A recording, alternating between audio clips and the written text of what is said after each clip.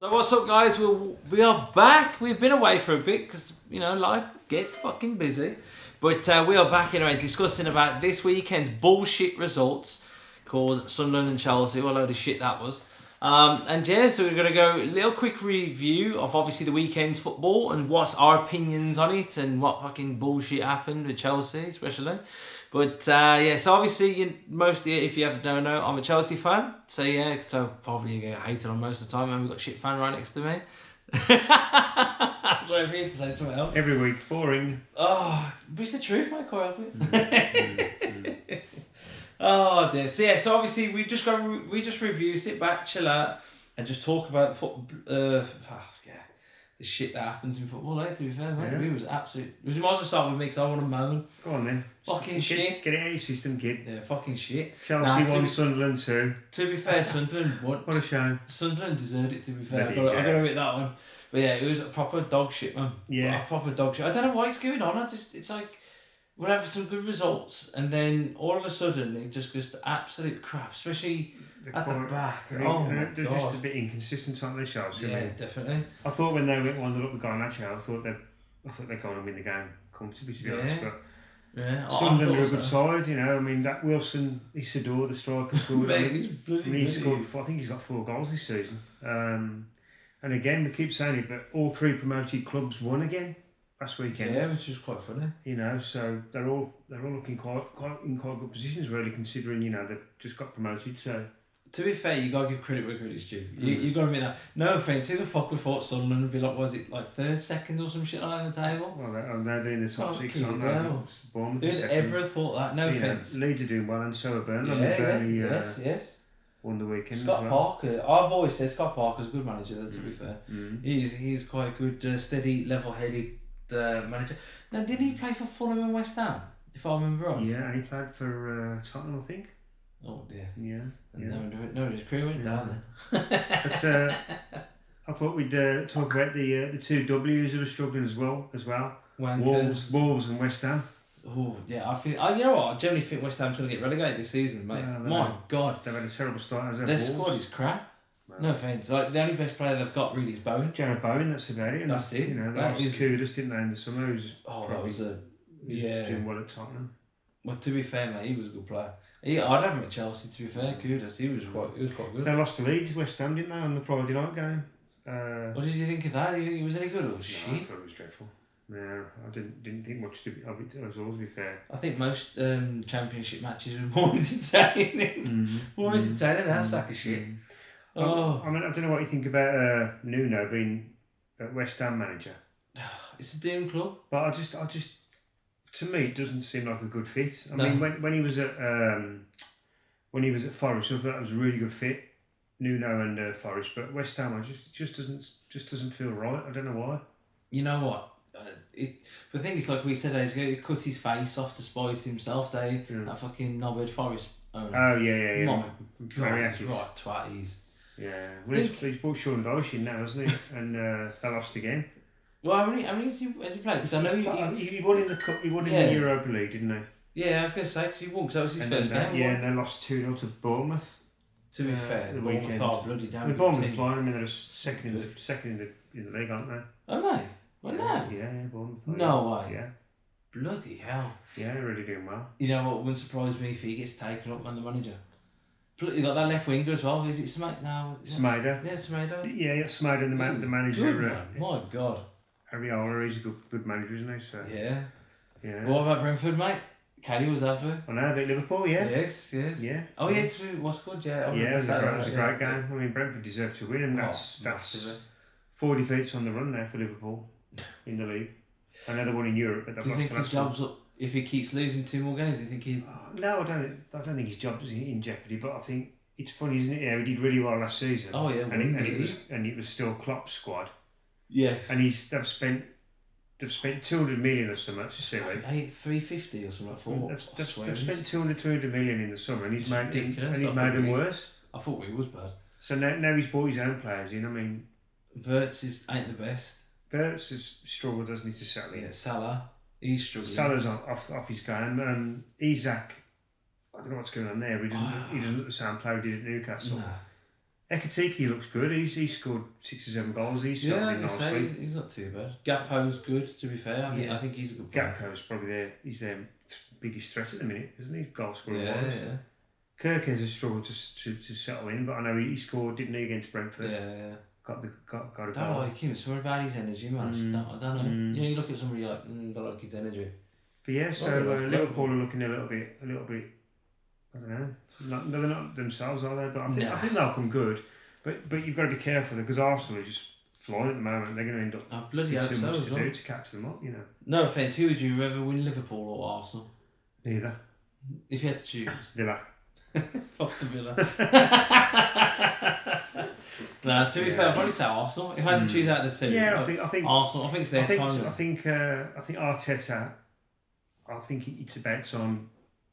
Perhaps not win it, but I don't know. Perhaps each time he won it, Arteta, because he's had 3 or 4 years now. And he's got a great squad now. God, yeah. Bringing in Eze. Do you think he's a good boy, Eze? Yeah. And the winger from Chelsea. Don't start with that. Oh, fucking Mudweke. Mudweke, that's it. Mate, I'm sorry. I'm fucking sorry. I'd rather have him any day of the week. I mean, you look at Arsenal's squad now. I mean, they've got Eze, haven't they, on the left? Yes. And if he's not playing, they can play Martinelli or Trossard. I swear he played attacking mid the weekend, didn't he? Oh, I don't know. Because he scored that goal against. No, it was a corner, wasn't it? Sorry, Mark. And then on the left wing, on the right wing, they've got Saka, and then they've got Mudweke if Saka's not available. Mate, it's they've got a really good squad. I think they've got the best squad. Yeah, and the new striker. What's his name? The new striker. Gutierrez. Yeah. His name is. Gutierrez. Yeah, he settled in, scored 1 or 2 goals. So he reminds me of a bit of a Drogba. I know it sounds daft. Like he uses his strength a bit. Can't beat the legend himself, like. No, what a player he was. He was brilliant. But no, I mean Arsenal are sitting pretty, aren't they, at the top of the division? They 4 points. Is it 6 points? I think there might be 4 points clear of Bournemouth in second. But it's quite tight. I mean, there's only 9 games gone, so it's a little bit early to rule anybody in or out at the moment. You know, I mean, Man City, I know they lost at the weekend to the mighty Aston Villa, but you know, you still can't rule them out. But that was a great game, by the way. I don't know if you saw it, the Villa Man City game. No, I guess so. And that's the first game this season that Haaland hasn't scored in. Is it really? Damn. Yeah. So the great Ezri Konsa kept him at bay. What's the game here? To be fair, Konsa is a good defender. He gets slated so much, but generally he is a good defender. And I do worry, obviously, as a Villa fan, that he's going to get the big boys. Who though? Big boys might come in for with Liverpool, City, whoever. Because he's a very good player. And obviously, he's a starter for England as well now.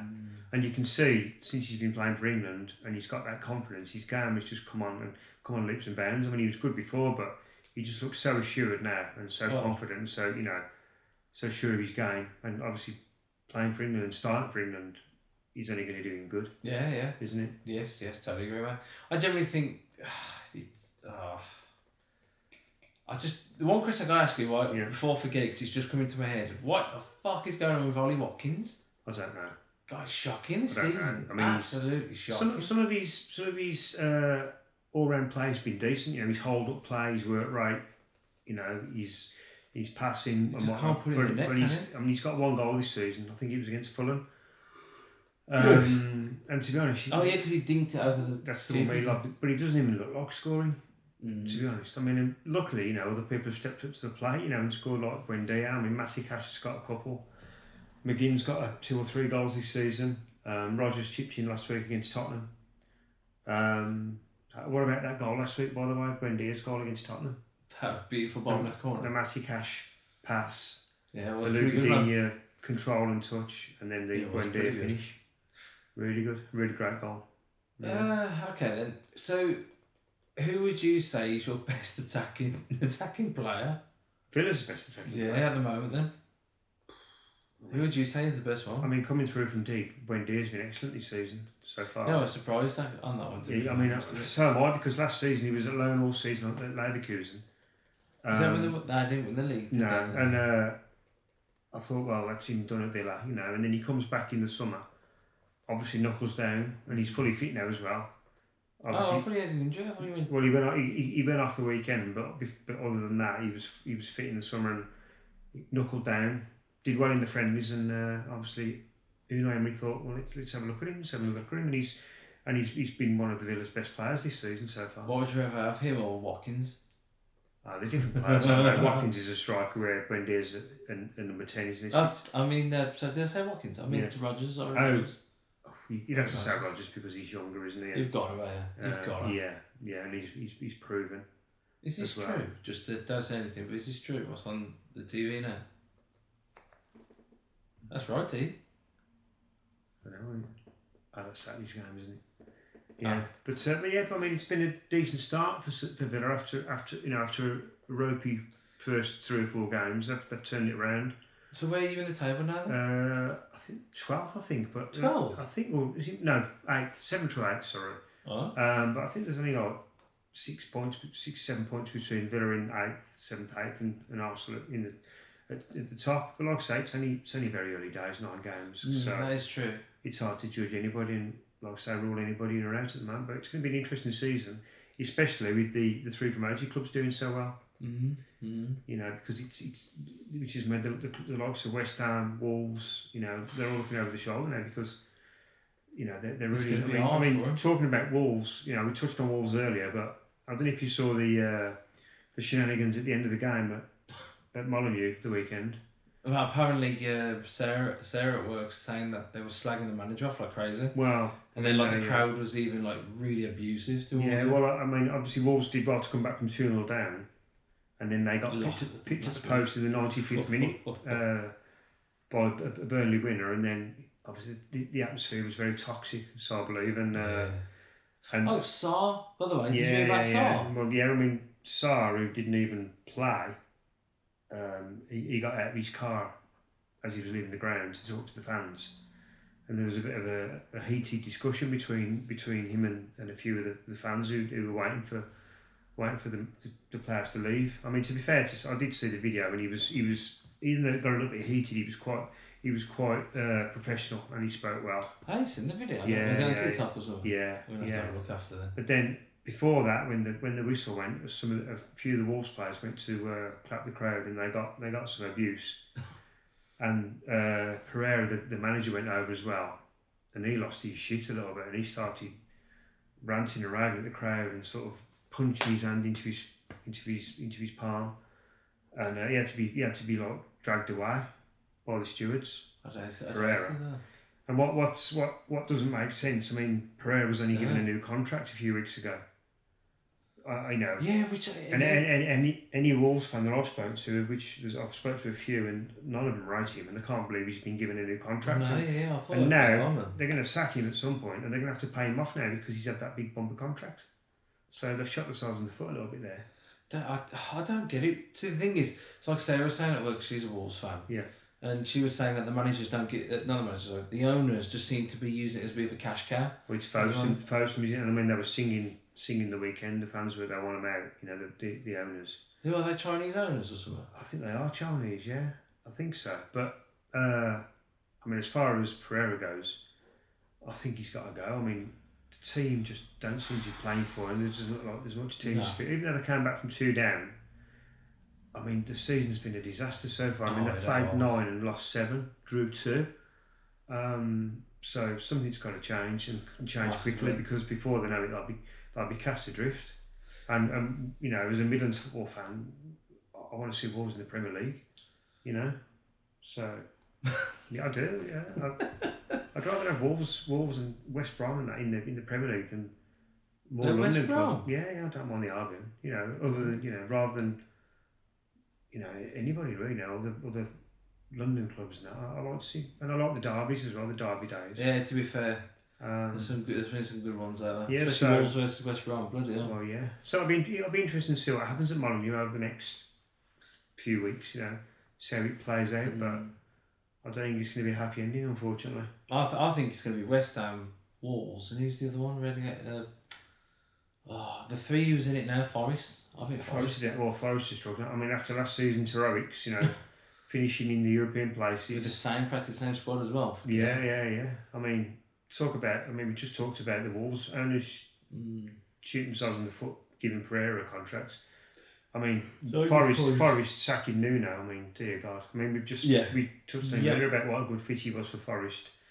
Players loved him. The fans loved him. You know, he obviously, he was doing really well. Oh no, let's sack him. Let's sack him. I just don't fucking understand that. It's Marinac, isn't it? Big fat group like sits in the crowd. You know, I mean, I know he's pumped a lot of money into the club. To be fair, and he has put his hand in his pocket. But at the same time, doing that was just suicide, football suicide. God, and now they're reaping the rewards of that, aren't they? At the moment, you know. Oh yes, oh yes. But that serves them right though. We're not the club, because the thing is, it affects mostly the players in the club, and the fans don't really want anything else. But it is a shame. But what can you do? We don't have that much money in what's good. No. And even if you had that money, you wouldn't be a Forest owner, would you? I mean, do you remember that incident last season where he came on the pitch, started going off on one. He started rowing in front of all the fans and the TV cameras, having a go at Nuno. Well, to be fair, I'm surprised Nuno didn't walk then. Yeah, that was fair. Cool. Fair play to him for staying his ground and not reacting too badly. But I don't know what he is with him. He's a fucking lunatic. Yeah, he's just power mad, isn't he? I think that's the problem. And I think. I find that with a lot of rich people. Probably Forest fans will probably agree with me here, but I think he's got ideas above his station. You know, I think he expected to get. I know that he gets Europe quickly, but I think he expects that every season.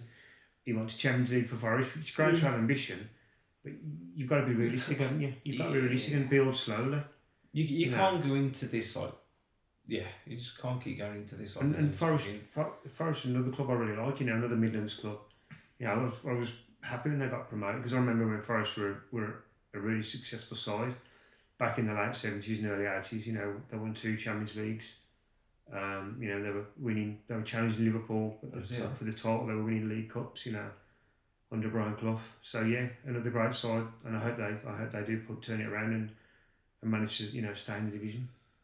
So you never know, mate. By the looks of it, they're going the same as West Ham going now. Like I've said a couple of times, it's very early days, isn't it? All these clubs have got time to turn things around and. Yeah, well, let's hope Maraska gets on the back of the fucking winning streak. No offence, Sunderland are a good club now, but I always think of Sunderland as the old. You remember the 2000s era? My God, there was a yo-yo team, wasn't there? Like I said, when going back to that Sunderland Chelsea game, when Sunderland got the early goal, Chelsea got the early goal through Garnacho, you just thought, there's only going to be one winner here. Well, I thought just thought it's going to be a regulation home win for Chelsea. But Sunderland had other ideas, I just don't know what it is, man. It's just the last minute's always nervy. Always fucking. Even when it was 5-1 up, they still have nervy parts. How you can go from beating Ajax, with the second fucking team, 5-1, and then go to Sunderland, best team at 2-1? Yeah. I don't fucking get it. But, to be fair to Sunderland, they're in great form. They've, I think they've got a record amount of points at this time for a promoted club, or certainly the highest amount of points, for a promoted club for a good number of years anyway. Realise that. So good luck to them. Good luck to them. It's also these clubs go up and come up and hold their own. That is that. So what's this? Is this EFL? This was League Cup, isn't it? Oh, the League Cup. But Spurs got a good win as well, didn't they? Winning away Everton 3-0. To be fair, Everton again another dodgy team. Are they? One week good, one week Everton are strong at home. Their new ground, the Hill Dickinson. They've only lost. Well, that was the first game they've lost at home. Oh, okay. Against Spurs the weekend. Spurs were obviously a bit stung by losing at home to Villa the week before, so they bounced back well. Could have done with Everton winning, to be fair, but. Well, yeah. But I think they're another club, Tottenham, who are going to do well under Thomas Frank. I think obviously there's a little bit of a getting to know you period, for Frank and for the players. But I think when he settles down and once he's got his ideas and his philosophies across, and he's got a couple of players on board, I think Tottenham will be a club to look out for. I really do. There's only one way to find out. Time tells. Only time will tell. Yeah. But what's the next games for Aston Villa anyway? Villa got Liverpool on Saturday evening away. Oh, away? Yeah, which will be. I mean, that'll be an interesting game because obviously Villa are on a good run. They've won 4 out of 4, and Liverpool have lost the last 4. So, I mean, you've got to be careful against these clubs because Liverpool are a bit of a wounded animal at the moment. Yes. So they could come out and just they could give Villa a good game and beat them, or they could continue their bad run, and because they look a bit short of confidence at the moment. But you never know with Liverpool. I mean, they've got so many good players. And it's always a tough place to go Anfield. Well, let's hope we beat him. Well, I mean, on the back of Villa's last 4 wins, I'd take a point at Liverpool on Saturday. I think that would be a decent result on the back of the recent form. I also think as well, it's going to be a hard game for us, even though I can't watch it because I'm doing that bloody... Who Chelsea got this weekend? Tottenham.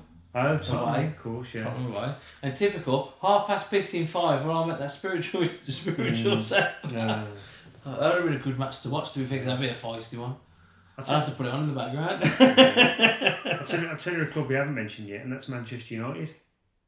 I mean, they're another club who've turned it around. And well, his system seems to be working now, doesn't it? Well, it does. I mean, the manager's been under some intense pressure, hasn't he, over all season. And I think whoever goes in that club is under it's a massive intense job, pressure. isn't it? But I mean, they seem to have turned a bit of a corner. I think they've won 4 straight games at Old Trafford now.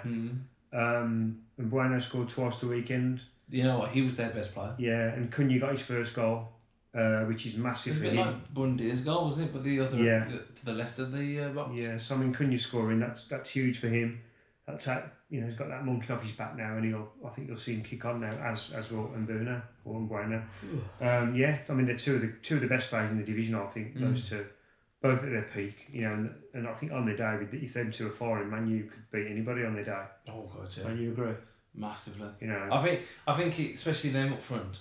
Especially with them two up front, I think. Yeah. I mean, Sesko's all right. I think Sesko, you've got to give him a bit of time. He's only a young lad. He scored a couple of goals. Yeah, so I think he'll come good.